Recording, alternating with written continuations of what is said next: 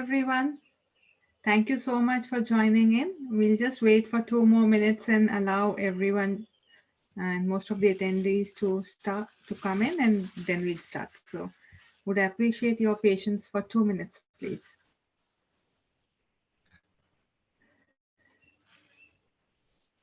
So when we start, and if you have a question, I would request you to put in your question in the question answer box, and at the end of the session I would take your question. So you do have two boxes. One is the chat box and one is the question answer one. I would just request you to put in your questions in the question answer box, please. Hi everyone. I'm Vandana Rai. I'm a licensed immigration advisor with Immigration Advisors New Zealand. And in this session today, I would cover the specialized courses which leads to occupational registration in New Zealand. So we'll cover what are the occupations that require registration and also the courses that can make you eligible for those. So primarily at the end of this session, you would know the occupations requiring registration. We'll tell you about the occupational registration process in New Zealand, how to make a registration application to the registration body, when to submit a registration application, the evidence that would be required for occupational registration, training for registration while you work or academically, the benefits of occupation that require registration, and also will give you the details of the professional bodies that handle the occupational registration. That is the scope of the webinar today. So in New Zealand, you have to be registered to work in some jobs. So there are some jobs for which occupational registration is mandatory. You must get your registration before you can apply for a visa to work in one of these occupations as well. If you do need to apply for occupational registration, you need to contact the registration authority for that particular occupation. So that's the generic process, and I would give you the details now. On the screen now, you can see these 41 occupations. These are the ones for which registration is mandatory. I would not be able to cover all 41 today, but I would be covering few of the important ones in this session. Going forward, we'll have another session covering the others. And then subsequently, I would also be covering each and every occupation in detail in my further webinars. So today, by the end of the session, I would have given you information on few of these occupations, what are the registration bodies, and how does it work for those.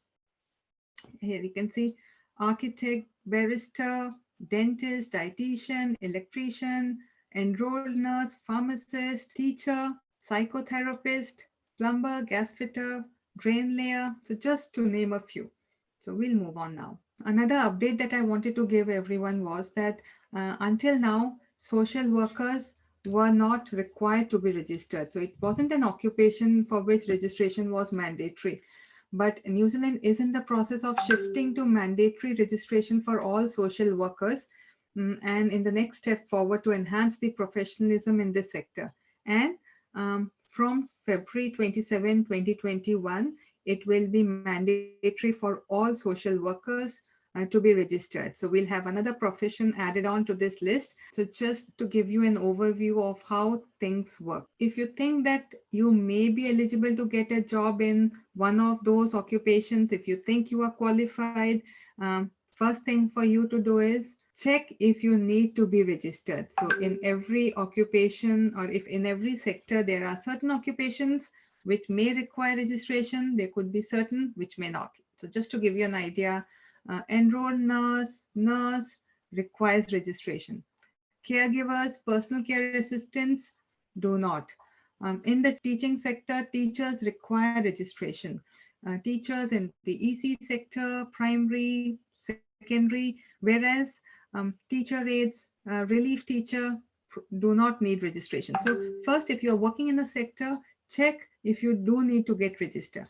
Second, if yes, check your eligibility. Check whether you are competent to apply for the registration, whether you're meeting the academic requirement, Do you have the work experience if there's any mandatory work experience?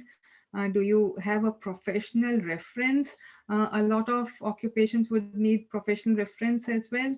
Team, we've missed out on the screen, can't see the presentation. So just bear with us, some technical lapse there. Okay, I'll carry on till the time it comes. So there could be some English language requirements for every occupation. So you need to check if there is an English language requirement. And if you are meeting, just to give you an idea, nurses, physiotherapists, teachers, they all require 7 bands in each modules. Some occupations would require it in one sitting. Some occupations may accept clubbing of scores, so you can submit more than one test result for confirming your language proficiency. So do check whether you meet the language proficiency requirement. So team, just give me a second. I'll share my screen now. Just hold on. So, and all these evidence should be given to the registration body when you are submitting your application for registration. Okay, just to give you an idea, I would be covering few of the occupations and giving you details of the registration body, the qualification required before we take on the questions for today. So the first occupation that I'm taking today is the cable jointer. If I give you the information on the registration authority, Electrical Workers Registration Board is where you need to get the registration. You could register with New Zealand qualifications and experience. You could register with overseas qualification and experience. To give you an idea of the qualifications, so national certificate in cable jointing, this is the old qualification which is still valid, or a New Zealand certificate in electricity supply, cable jointer, high voltage. Probably this is another option. There is another pathway which is a time-based pathway wherein your work experience leads you to the registration process. This registration, however, will not entitle you to undertake prescribed electrical work outside the jointing of cable. So in the electrical line, a lot of occupations have different requirement for registration. So if you've registered as a cable jointer, you could only work as a cable jointer, not in any other outside this prescribed electrical work. So we move on to the next one.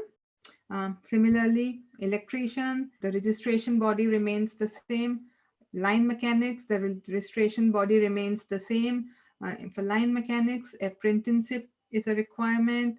Level 4 qualification is a requirement. If I tell you the qualifications, National Certificate in Electricity Supply, Line Mechanics Distribution, New Zealand Certificate in Electricity Supply, Level 4, is the qualification which would make you eligible. Alternatively, again, a time-based pathway is another way of reaching the registration. If we move on to the next one, please. So Enroll Nurse or a nurse. So these are two different occupations. I wanted to cover both, and I'll be covering here. So Nursing Council of New Zealand is the registration authority for both. Few occupations which can lead you to the registration of enrolled nurse or a nurse is something like a New Zealand diploma in enrolled nursing, a bachelor of nursing, a bachelor's of health science, masters of health science, masters of nursing science, master of clinical practice in nursing. These are few of the New Zealand qualifications which would make you eligible for registration as an enrolled nurse or a nurse. There are also an option for internationally qualified nurses who can meet the Nursing Council standards, and once they have met that, they have an option of becoming a registered nurse here in New Zealand.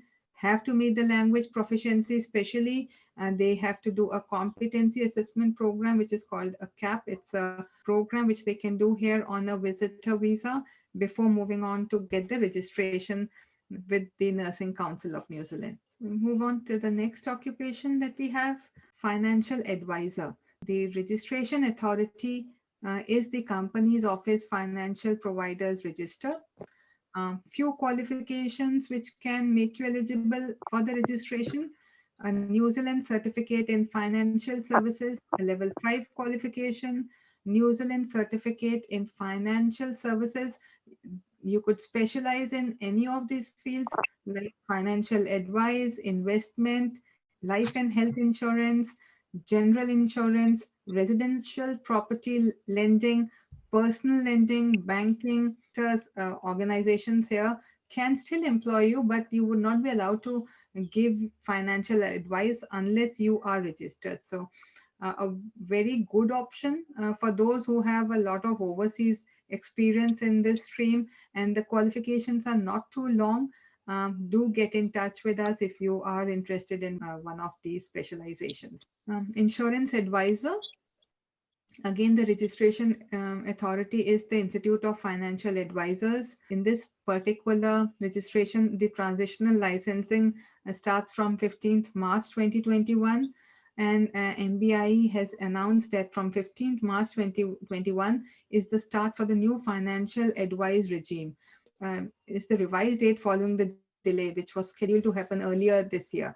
So again, a very good area for, especially for those who have been working in this line overseas, may have come here in New Zealand to study something else. It doesn't make you registered in this line, but definitely if you have your work experience, worth a try doing a short-term program while you are on work visa, or getting on a student visa to do a very short-term program which leads you to become a registered practitioner in this field.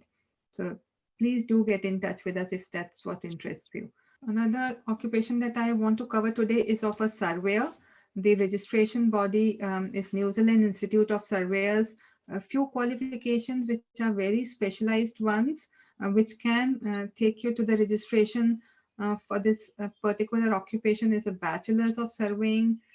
You could also have done national diploma in surveying or a national certificate in surveying or hydrographic surveying. Again, civil engineering, surveying are the sectors which are highly in demand.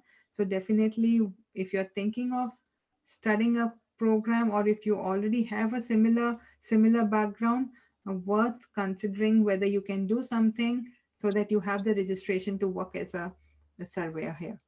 Pharmacist, again, a very good occupation. The registration authority is the Pharmacy Council of New Zealand. If I talk about few qualifications which can make you eligible, a bachelor's of pharmacy is one of them. After you complete the Bachelor of Pharmacy, there is an intern training program with the Pharmaceutical Society of New Zealand, which you are required to do, and a pass in the Pharmacy Council Assessment Center. OSCE examination is again one of the requirements. For all those who are overseas registered pharmacists, so if you have done a bachelor's or a master in pharmacy from overseas, again, there is an option for you to get yourself registered based on your overseas qualification.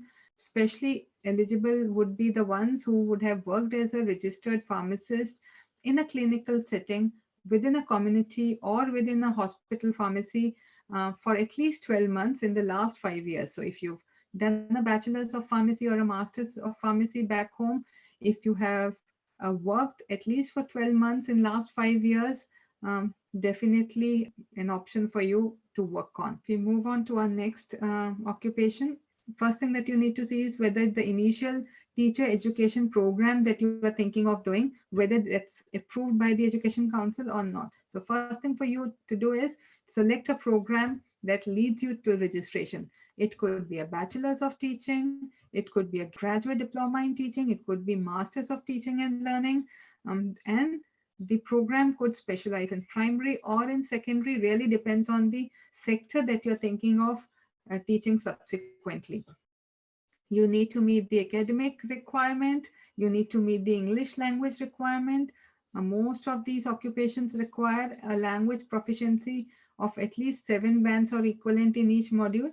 And definitely there is an option for overseas trained teachers as well. So if you have a qualification, teacher's qualification done overseas, if that qualification is considered at par with a New Zealand teaching qualification, you meeting the language proficiency requirement, definitely you could also apply for registration based on that overseas qualification. So do get in touch with us if you've been a teacher overseas and you want to see if you would meet the other requirements. So if you move on to the next one, a real estate agent. Again, the real estate market here is in boom. A lot of you may be doing some part-time work here. A lot of you may have some work experience in a similar field overseas. So for all of you that could be interested, just giving you the details here. So before you can get a license to work in real estate, you need to have the either the qualification or a property degree. Different license classes require different qualifications. So if you want to become a salesperson, you should either have done a New Zealand certificate in real estate, salesperson level 4, or a national certificate in real estate, salesperson level 4. If you get promoted, if you have to work as a branch manager, you need at least a New Zealand certificate in real estate branch manager level 5, or a New Zealand certificate in real estate branch manager level 5 qualification. Work experience while you're studying definitely comes in handy. And to become an agent, a real estate agent, you could have done a New Zealand diploma in business level 6, especially with the real estate strand, or a national diploma in real estate level 5. So again, a lot of opportunities there, a lot of universities, Polytech have these qualifications. So if that's something that interests you, these could be short-term programs, these could be long-term programs. Some short-term programs could be done while you are on a work visa. You could be working in that line, could have done while you're working. Some programs you could do while coming on a student visa in New Zealand. So I've just covered few occupations because I could not have covered all. In our further sessions, I'll be covering few others, and also based on the qualifications that you would like to have more details on, I would also be taking specific sessions on specific qualifications. I do have a lot of questions, and I would start taking these questions. And if you have some questions, please keep putting it on the question answer box, and I would make sure that I answer your question. Okay, so I have this first question that says that I am working in a bank in New Zealand. I want to work in a field where I can advise clients on financial matters. How can I get my license? Definitely, I've given you details of the registration requirement for a financial advisor. That's what you need. So you need the qualification to become, you need to get registered. We have the second question. I have completed a general diploma in nursing. I have received the decision letter to complete the CAP for Enroll Nurses. Please let me know, can I get a CAP seat? So there are only two providers, Unitech and ARA, which do accept Enroll Nurses for CAP seats. But most generally, it's very difficult to get CAP seats for offshore students in these. So probably one option for you could be to get a bachelor's of nursing in New Zealand, and then that leads to registration. Think of doing that. Um, I have this another question. I'm a nurse in Nigeria. I'm sorry, I'm giving you that option, but not much option if you are not a registered nurse overseas, and if you are an enrolled nurse overseas. So you do have restricted options for you there. I'm a nurse in Nigeria. I have completed my bachelor's of nursing and have been working for last 5 years. How do I become a registered nurse? So if you have the get in touch with the nursing council. If you get the nursing council letter, then language proficiency is one requirement, and if you manage to get a cap seat, that could make you eligible to get your skills transitioned here in New Zealand and become a registered nurse. So definitely there are more options for you being a registered nurse overseas than it was for somebody who was an enrolled nurse overseas. So we have this next question. I have been working as a teacher in Sri Lanka for last 10 years. I have completed a diploma in teaching. Can I apply for teachers registration based on this? Okay, like I told you previously, to get the teachers registration, you have to meet the academic requirement and the language proficiency requirement. So the academic requirement is that you should have a level 7 qualification, which has all the learning components of a New Zealand teaching qualification. So if you have done a diploma overseas in teaching and not a bachelor's overseas in teaching, then it is highly likely that your diploma would not be assessed at level 7. That means based on that diploma overseas, you may not be eligible to move on and get a teacher's registration based on your overseas qualification. Probably one option for you would be to do a teaching qualification here in New Zealand, bachelor's of teaching probably, uh, and that could lead you to registration in New Zealand. Do get in touch with us if I've not covered everything that you were asking for, and if you have more details or any other qualification that you may have done. Taking another question. I'm a nurse in Nepal. I'm unable to get a score of 7 in IELTS. Please suggest me the options on how can I become a registered nurse.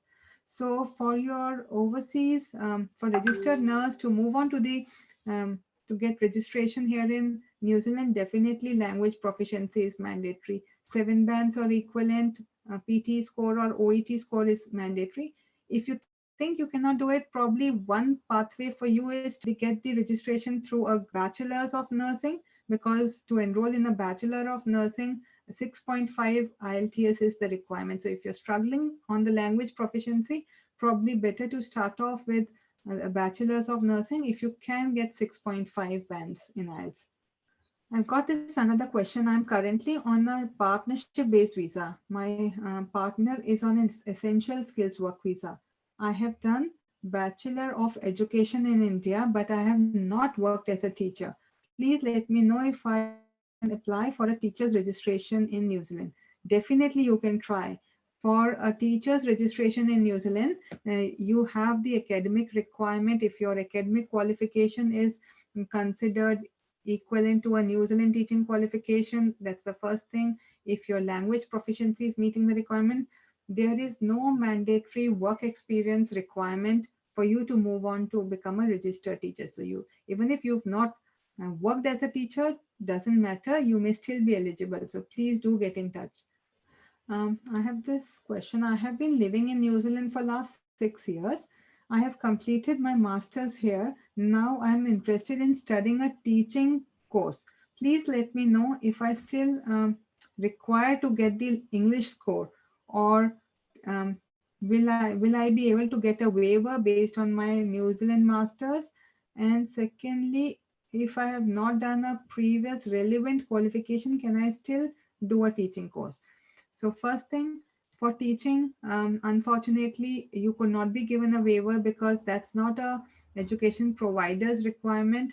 That is a Teaching Council of New Zealand's requirement that you need to meet the language proficiency. So you would need 7 bands or equivalent score in PT in each module. It could be in one go, it could be in multiple settings, all accepted. And definitely, even if you have not studied a teaching qualification previously and you've done your bachelor's and master's in a different field, you would still be eligible to study something which leads to teacher's registration, provided you have interest in that, because teaching is a very specialized stream. um, even though academically you don't need to have a similar background of study previously, but make sure that you only do that program if you have deep interest in teaching. Otherwise, probably you'll not enjoy working as a teacher. So I have this question: are there any requirement for beauty therapists? So a beauty therapist is not one of the occupations that require registration. So if you are working as a beauty therapist, and this was one of the occupation which was considered exceptionally as skilled despite being on skill level 4. So it's not one of the occupations which requires occupational registration. So no need for you to get registered. You can still work as a beauty therapist with your qualification or your work experience requirement. I have a 45% in graduation, but 55% in my MBA. Can I do a level 7 in teaching if I meet IELTS requirement? So your grades are not required for every university or every education provider. What we need to see is, where is your bachelor's and master's assessed at by NZQA. So that will be the requirement. If that's assessed at level 7, or your master's is assessed at level 9, you may still be eligible to do a teaching qualification if you meet the language requirement. So please do get in touch and we'll give you more details on that. I am already a New Zealand, so I would just be taking few more questions because we're running short of time, and I can see that we've got a lot of questions left, and I would be answering all those privately, and will sending you the detailed answer subsequently. Apologies, but I would not be able to take all the questions. I'll quickly take three more questions before we end the session. So I have this question here. If I'm already NZ registered teacher based on overseas qualification with no work experience, will that be okay if I'm interested in EC teaching and want to study a course related to that? Secondly, will I be registered teacher again on the basis of New Zealand teaching in ECE? So I really do not know based on your overseas registration what level are you registered here. So teachers require registration, but you could be registered as a EC teacher, you could be registered as a primary teacher, or you could have been registered as a secondary teacher. So when you say I am already New Zealand registered teacher based on my overseas qualification, I presume it is either a primary or a secondary, because in the EC sector your overseas qualifications are not allowed. So if you are overseas registered but in a different sector, and now you want to teach in the EC sector, definitely you would have to register yourself again in the EC sector. So yes, to your first question, my answer is yes. You can still study a EC teaching qualification. You can get the registration in the EC sector.